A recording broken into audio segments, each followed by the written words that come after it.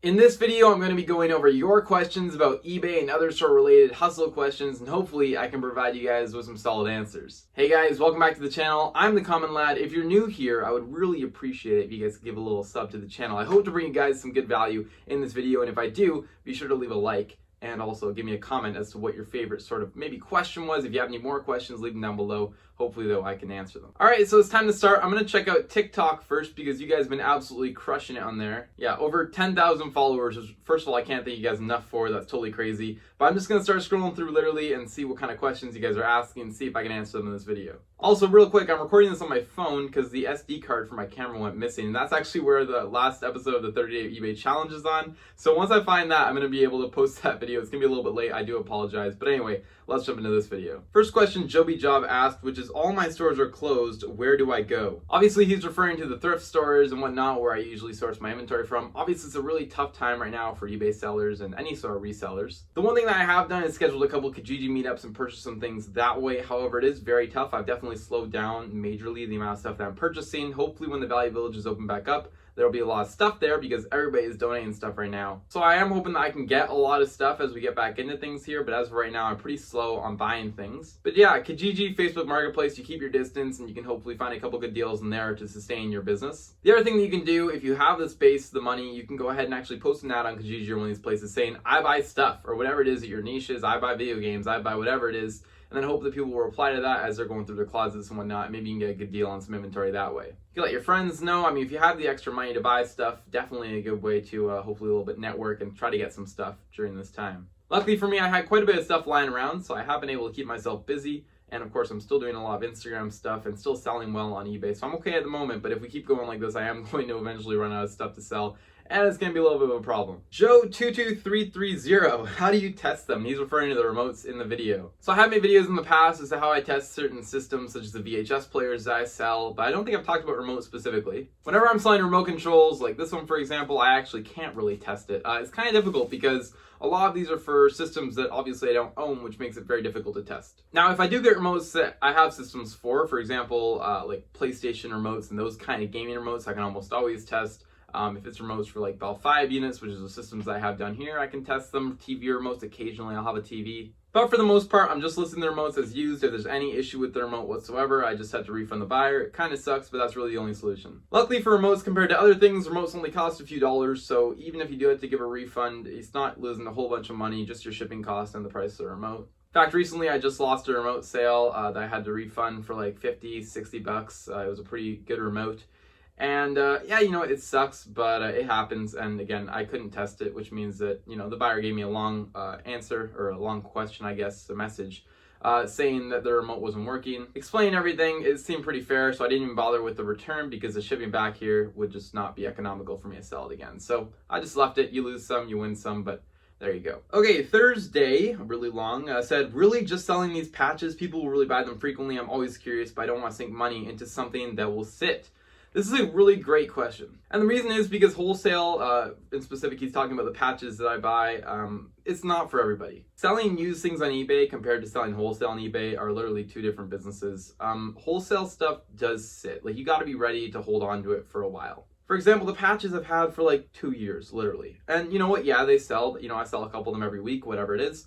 And I have tons and tons of items. And if you build up a large enough store, you can sustain that model. However, you got to be prepared to have a really slow sort of sell-through rate. It's nowhere near the same as buying things used, but also I don't sink as much money into them. For those patches, I've got like 5 cents a piece. So if I buy 200-300 of them, it costs me almost nothing. And if I can sit on them for a couple years and just make $3-4 on them here and there as they sell, it is a pretty good stream of income. It's extremely passive. It's one eBay listing. I just go ahead and edit the quantities whenever I get more of them. Like, it's very simple to do in that sense, but it's by no means the same as a lot of the stuff that you usually see me flipping. Because it just doesn't sell that quickly and for as much money. So you gotta be aware if you're getting into wholesale and stuff like that, it's a different sort of market. But yeah, would I recommend it? If you're starting out on eBay, it is kind of an interesting thing to play around with because the cost of entry is so cheap and you can kind of make your first couple sales, but by no means can you sustain yourself on a small level wholesale just because it doesn't sell enough. If you had a big, huge warehouse with stuff, I'm sure you can figure it out. Also, if you start doing liquidation and stuff like that, that's totally different as well. Then you can really make some good money. But this is just stuff from AliExpress and eBay China. Yeah. What I will say is that I've sunk probably 3,000 bucks into it or something around there into the products, and they have returned well. but just again over a long period of time. So be ready for that. Next question I'm taking, Boomer Reseller. Do you resell full time? The answer to that is no. Technically, I do not. I do spend a lot of time reselling.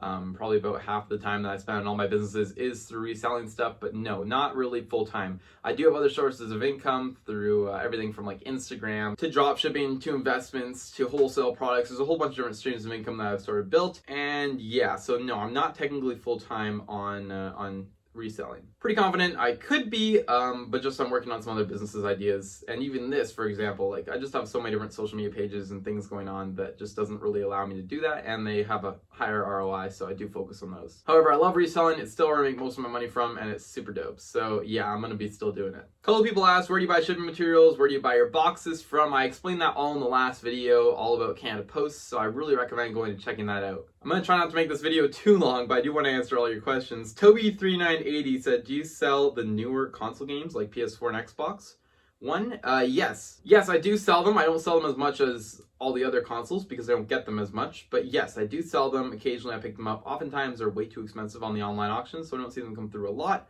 But occasionally, yes, I will pick them up and I'll sell them. All right, I got another really good question from Shadowboo. What do you do if a customer says I never got the item and you know that they did? So if you're referring to an item that you put tracking on, obviously if you know that they got it, you can open a complaint with eBay, give them a call or whatever. I think you can open up a case for that. Yeah, because like they would have to open actually a did not receive case. See, I don't know a whole lot about that because I don't send items with tracking as much as I do with them without tracking, like video games and whatnot. I'd send without tracking. If you're referring to without tracking, and they say they didn't get it, well, I'd have no way to know if they did get it or not, which really sucks. It's a big kind of flaw in the Canada Post system as a whole, because I can't track those items for an affordable rate, which is just ridiculous. Canada Post as a whole is a whole nother story with regards to like pricing and whatnot and their tracking. But yeah, you know what? There's definitely customers that do that, and I can never tell if they're being honest or not, which kind of sucks.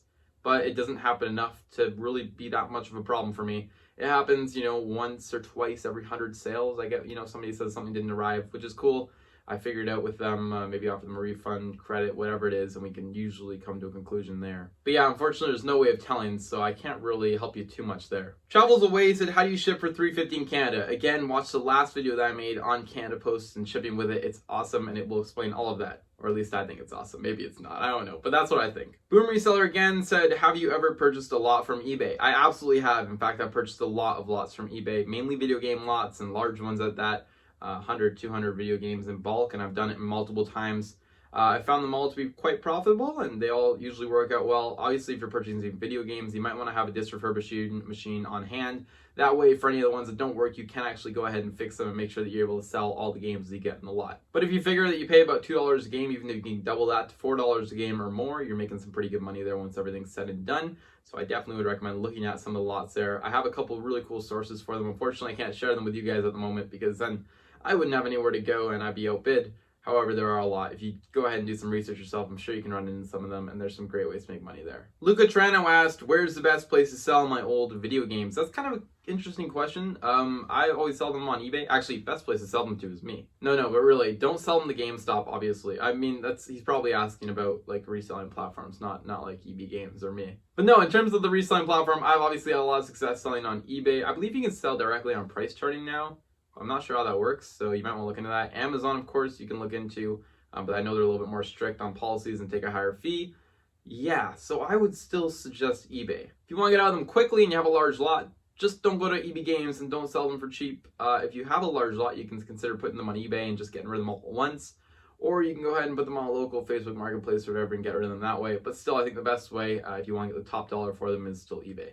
Okay, I'm going to go over to YouTube now and answer a couple of you guys' questions because you guys are the ones actually watching these videos, obviously. So I hope that these other questions have brought you guys some level of value. If you have more questions for me, put them down below and I'll try to answer them to the best of my ability. I had to actually download the YouTube app. All right, from YouTube, Stephanie said, hi, I love your videos. They're so educational and give a lot of great information. Thank you so much for that comment. I was wondering what size polymailers you use for your regular size games. 7x9 polymailers. Again, I think they're in the Canada Post video. I think that...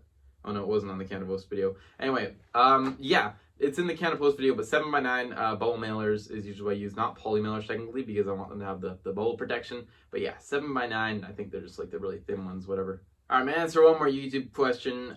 Just one aspect of this one from Nilama Zadar. I think I'm pronouncing that right.